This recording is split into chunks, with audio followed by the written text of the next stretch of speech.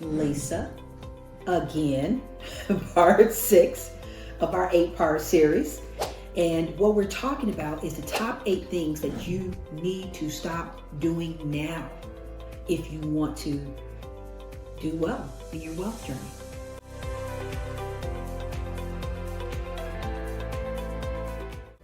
If you want to unlock your potential, there's things that you have to stop doing. And so we are at number 6 of our list of 8. And number 6 is stop trying to do everything yourself. I've revealed in prior episodes, prior parts of this series, that at some point I thought I was really smart and I could do everything better than everybody else. I have since dispelled that myth. So this is a continuation of that to a large degree. Because if you somehow think that you can do everything yourself and miss out on the opportunity of collaborations and partnerships, it's going to take you a much longer time to get to where you need to go. Pure and simple. A stool has 3 legs. A chair has 4. Something with 3 legs stands much easier than something with 2 legs. Now, humans being the exception, we can walk with 2, right? But if you want something solid and firm, having 3 or 4 legs can be good. Now, that might scare you because most of the time we're just lone rangers doing everything ourselves. And so we think that, we can't find a partner, a worthy partner to do anything with. I am by no means saying that finding partnerships is easy. I'm not saying it's easy. But what I am saying is that if you're doing everything by yourself, you may want to search out partners. There are lots of different types of partners. In some cases, it may just be an accountability partner. Somebody that's holding your feet to the fire to say, hey, are you doing what you said you're going to do? Sometimes those partners can be mentors, people who can help advise us, people who've already made it to a good degree or are a few steps ahead of us in terms of where you want to go. And they understand it and they get it. They can partner with you in terms of your understanding of moves that you should make and plans that you should make. Or we could be authentically talking about a person who is in the business with you, who is an equal owner or minority owner of the business.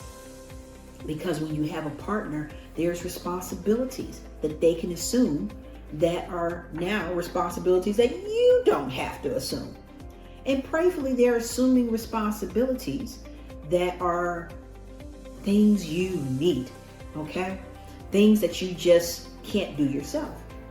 I will tell you, after 20 years of being in business, I started no less than 6 businesses. To be honest with you, I'm sure it's been more. But in terms of the ones that stayed around longer, 6 different businesses. And the journey has been difficult. I'm going to read to you the list of things that I have done and had to be responsible for as an entrepreneur. Well, okay, I was company owner. We know that. Obviously, the admin person, the administrative person, to set up all of those businesses, open bank accounts for those businesses, get those businesses established, build credit for those businesses. I managed staff because, of course, I was a company owner. And at one point in time, I had 24 staff. So I had to manage staff. Let's see, I had to be literally a personal assistant to my partner because my partner needed certain things from me that I had to help them with. And so it wasn't always a relationship where we were equal partners. No, there were many times that I had to be the person that supported the partner, right? Sales. Everybody has to do sales, right? So if you work for yourself, you've got to sell. It's very difficult to just say, oh, I don't like selling and I'm not going to sell. You will not survive for very long. I had to do a lot of bookkeeping and accounting. And I do not like numbers like that. But I had to do that. I had to do affiliate marketing because I had to establish programs where we had referral partners that were being paid to send clients to us. So I managed the affiliate program. Database management. We had a database that tracked all of our clients, our prospects, our affiliates, tracked sales. So I became the database manager. And I had to track all of the payments and entries and all of that kind of stuff. And that database also allowed us to build web pages or launching pages in that. I was actually building launching pages like I'm a web designer. Oh my God. And let me tell you, I am not. I was analyzing files.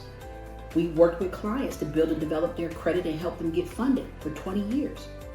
I spent a lot of time managing those clients and making sure they understood what they needed to do. And then I also became the specialist for client services.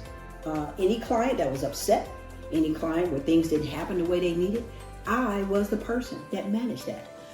Do you get my point? Project management, marketing, because as if you watch the other ones in the series, I have 2 marketing degrees. So I was the marketing person. And then when social media came around, I started becoming the video person, and I'm doing videos and I'm editing videos and I'm doing a YouTube channel and I'm doing all this social media stuff I've never done before. Oh my goodness. The list is long and exhausting. How many people you know had a capacity to literally do 8, 9, 10 different positions? It's nuts. Nobody wants to do that. And most people can't do that. So I guess I should be proud of myself that I had the smarts to be able to step in. But was that the best use of my time? Trying to be 8 different professionals? No. If I could have known what I know now, I most certainly would have gotten another partner earlier in the process. Because even within the growth of our business, and my husband is my business partner, it still took more than what the 2 of us could manage. Thus, my expression, a stool has 3 legs. Because had we had another experienced partner that could have brought other pieces to the table, I truly believe we could have expanded much further and much faster. So partnerships are key. To address those of you who I already know are scared to death of partnerships because you've been burned.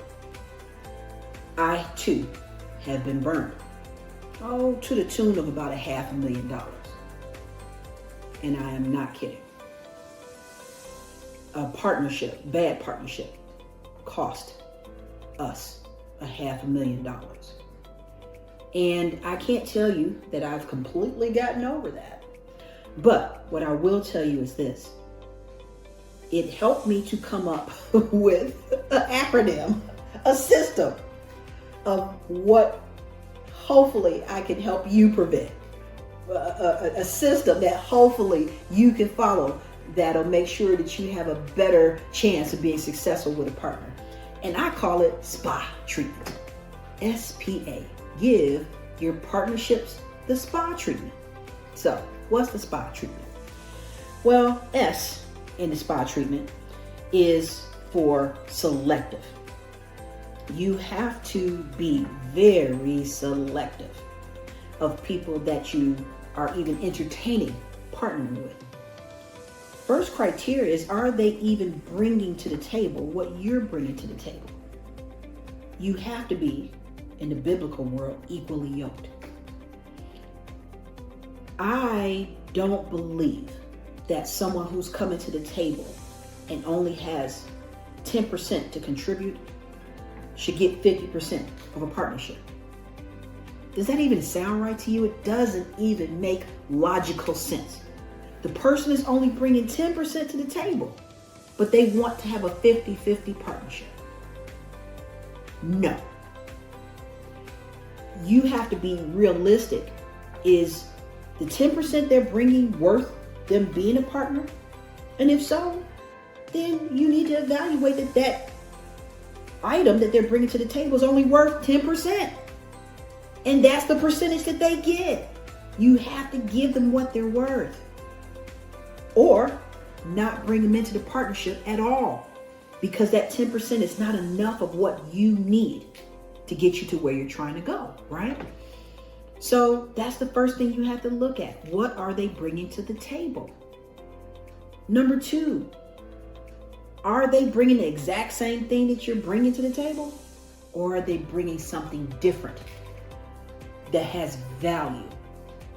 That's something that you need. Maybe it's the missing piece to get to where you're trying to go. That makes that partnership much more valuable, doesn't it?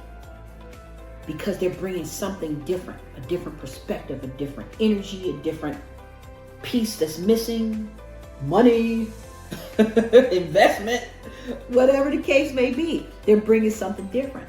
So you have to up your game in terms of being selective when you're thinking about bringing on a partner. The other thing that's part of that selective process is you have to allow enough time to elapse to really observe that person. You want to be able to allow time to reveal to you some things. If you instantly make a decision, you're not going to have a chance to see if that person is really the right person. You're not going to see how they respond to certain situations. You're not going to see what it's like to bounce off of that person. You're not going to have enough time to feel their energy and see if you guys' energies mesh. So don't feel compelled to make an instant decision and make a bad decision. You have to really be selective and allow yourself time to be selective. I know in my current partnership with my spouse, when we looked at bringing on a third person, I didn't want him to just field somebody and go, hey, yeah, that sounds good. Let me introduce you to my other partner. No, I wanted him to allow that person to proposition him. And then for him to say, you know what? Get me some information that I can look at. Or let me talk to my partner to see if this would be a good fit. Never, ever make an immediate decision when it comes to something that important. It can't be an emotional decision. It can't be a sporadic decision. It needs to be thoughtful and selective, right? Giving the spa treatment, P, right? S-P-A, spa. The P is for protective. Whomever that you bring into your inner circle has to be protective of you, your reputation, the company's reputation. They have to be protective of intellectual property. You don't want to bring somebody in that's going to be putting your secrets on the streets. You know, it's like the KFC, the Colonel's secret recipe. They're not running around advertising what that recipe is. That is part of the allure, is that the secret recipe stays the secret recipe. So if you're going to bring somebody into the mix, they have to be protective of that. They can't run around telling your secrets. They can't run around revealing information, trade secrets, intellectual property. If the partner that you're talking about bringing on is notorious for running their mouth, if they're notorious for bragging, if they're notorious for trying to be better than somebody else, and that's how they elevate themselves, is by putting down other people, none of those are good signs that they're going to be protective of you and protective of the company. So that is also a very important part of giving your partnership the spa treatment. The last letter is A. A stands for advantageous. If the partnership is not advantageous enough for you, do not do it. There are so many situations where I've seen people get into partnerships and maybe out of desperation. They just really needed some help. And because that person was able to tap that soft spot, give a whole bunch of empty promises, make them believe all types of things that I guess they just wanted to believe because they needed the help so bad. They got into a relationship that really wasn't advantageous for them. Oh, it was very advantageous for the other person. Why do you think that they were sweet talking you? They were sweet talking you because they wanted your goods. They wanted to take advantage of what you had. And there's a certain amount of human nature in that. I mean, I absolutely want to be around people that have something more than what I have. But guess what? You got to be bringing something to the table too. So it's more of a making sure that we are coming together. We're both bringing something to the table and it's advantageous for both of us. That takes some reality and some real evaluation of things. Because you can't afford to be fooling yourself on this. You can't afford to be giving up all of your resources and get into a relationship where you've signed on a dotted line and this person's not bringing anything to the table. You don't get into partnerships to lose. You get into partnerships to win. You get into partnerships to elevate. And so you have to make that evaluation going in. So you have to give your partnerships the spa treatment. Okay? You have to be selective, protective, and it has to be advantageous. Now, for those of you, despite my best words, who are still afraid of a partnership, then you know what? Maybe collaborations is the thing for you. So collaborations are similar to partnerships, but a little more distance, right? So somebody else has their own entity and you have your own entity. And your entities are simply working together to get further. This is very popular in the not-for-profit world. It doesn't mean that it can't be done in the for-profit world. In not-for-profits, when people are seeking large chunks of funding, it actually works better. The funders actually like it better when your organization brings in another organization so that you can do more services. They fund the one entity, but that one entity can offer more things because it's bringing other like-minded entities into the fold and sharing some of that funding with them. Now, some of you might say to yourself, "Oh, I want all the money. If I'm getting funded, I want all the money." But what if you don't have all the services that they want to fund? It's better to get somebody else who has that other component and get the money. Do it together.